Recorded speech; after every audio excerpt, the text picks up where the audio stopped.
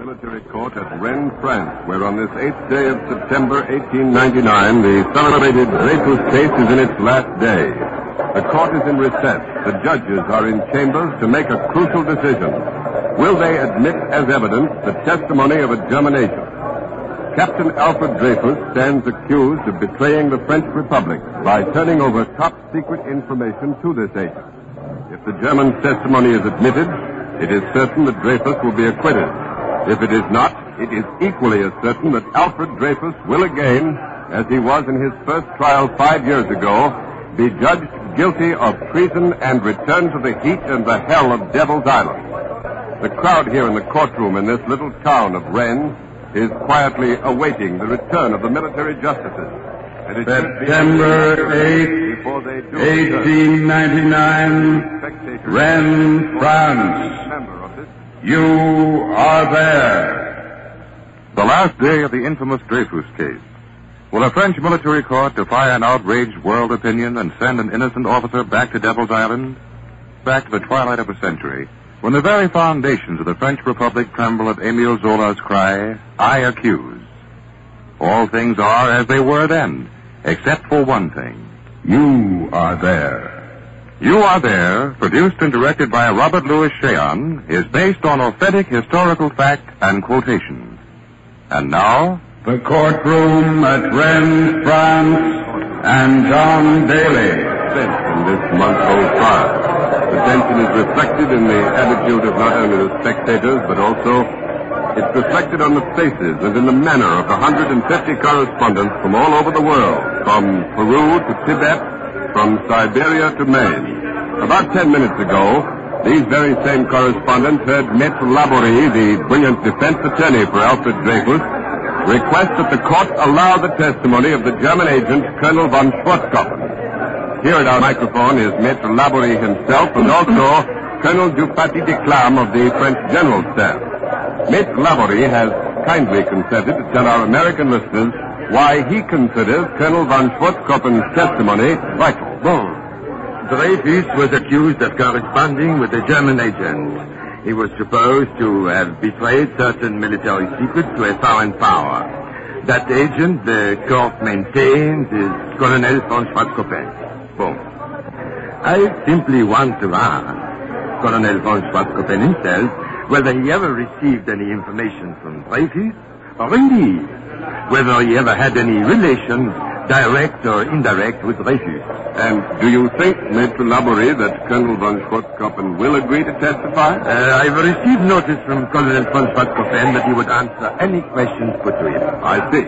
Well, then, it's your hope and your expectation that if von Schwarzkopf is allowed to testify, he will clear Dreyfus. More than that, he will be able to point a finger at the real traitor of France. And that, everyone knows. There is no secret about it. It was admitted by Major Esterhazy, the villain himself, several years ago, after Dreyfus' first trial. The poor dupe of the higher-ups told the facts to an English newspaperman. He said that the handwriting on the scrap of paper that Dreyfus was supposed to have sent to Germany was his own, Esterhazy's.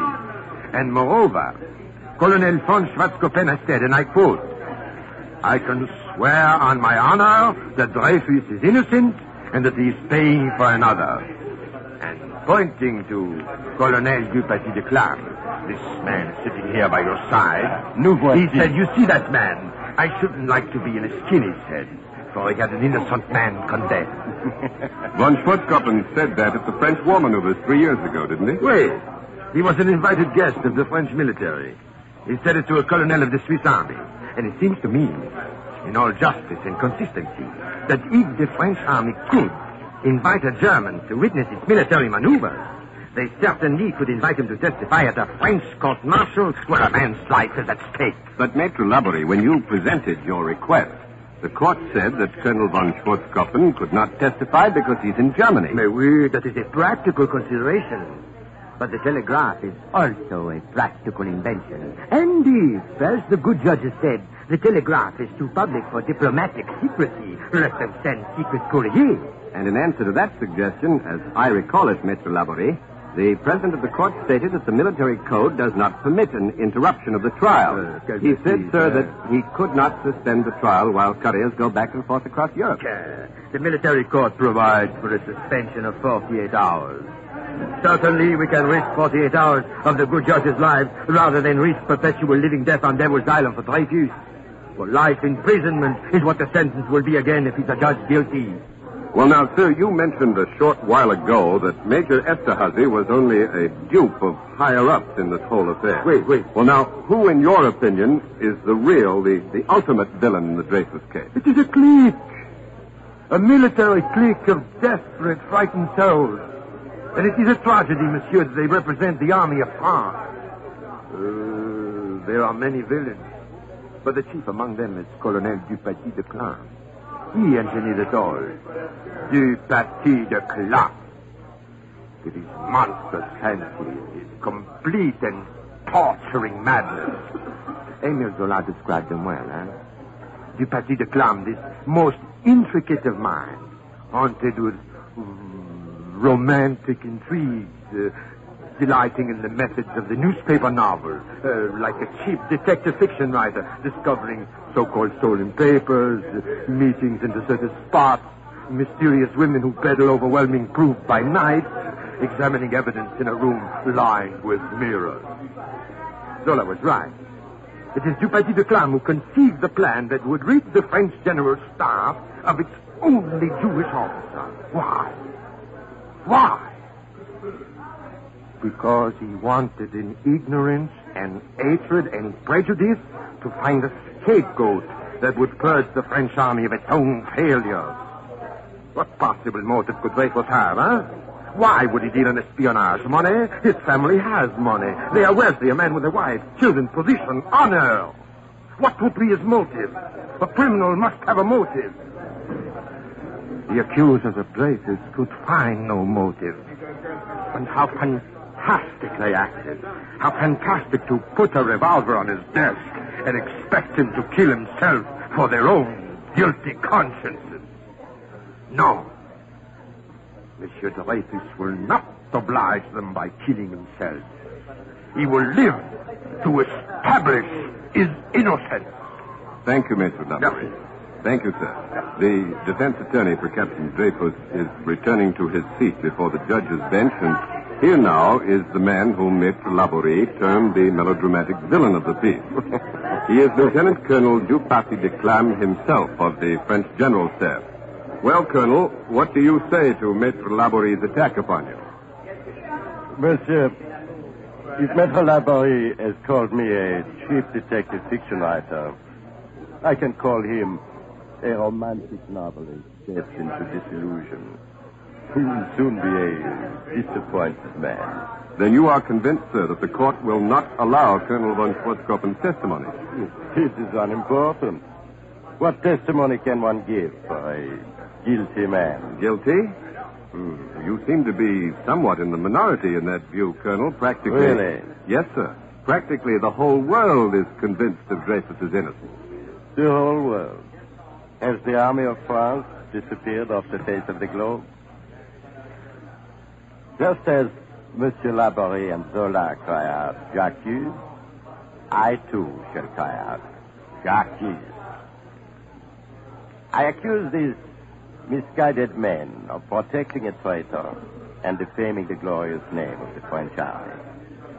I accuse these men of maligning the first court-martial of 1894, who found Dreyfus guilty.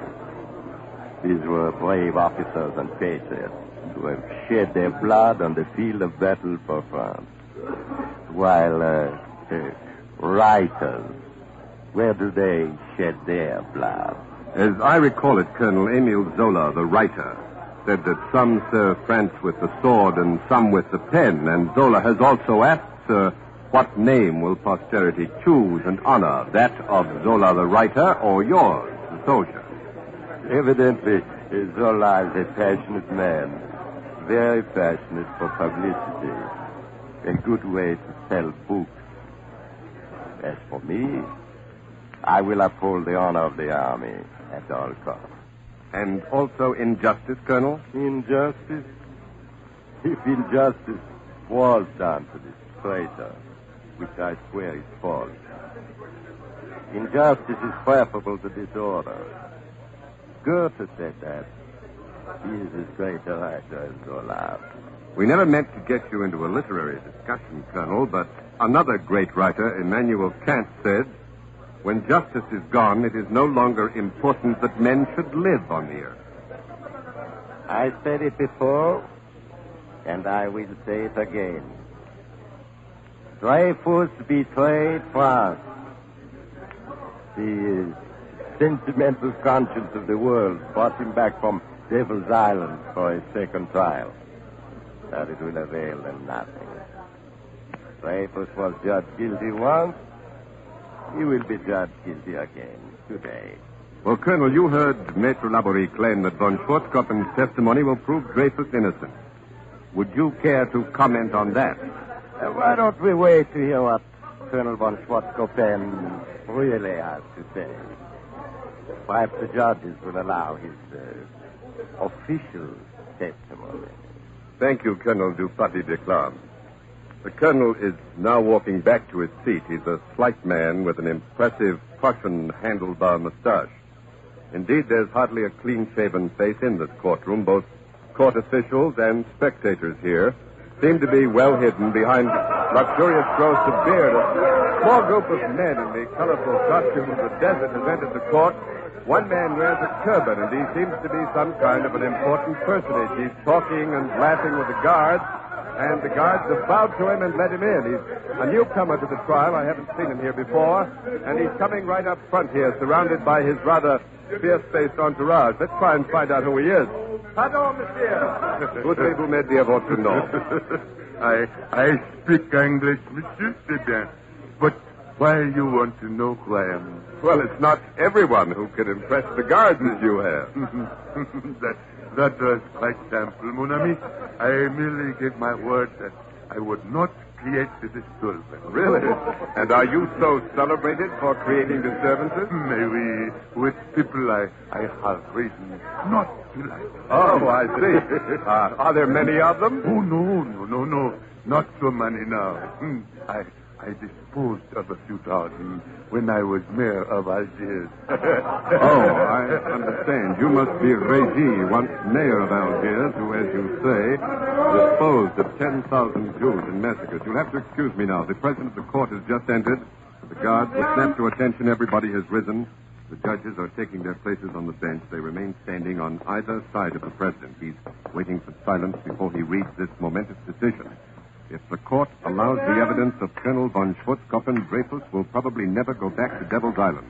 If the court refuses to allow it, Dreyfus will be doomed to dishonor and again return to the torture of the equator. The courtroom is absolutely silent now, and the president speaks.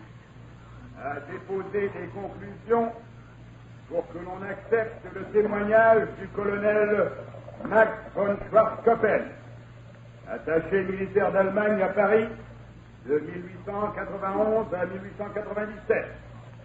Le tribunal... J'ai tué Dreyfus!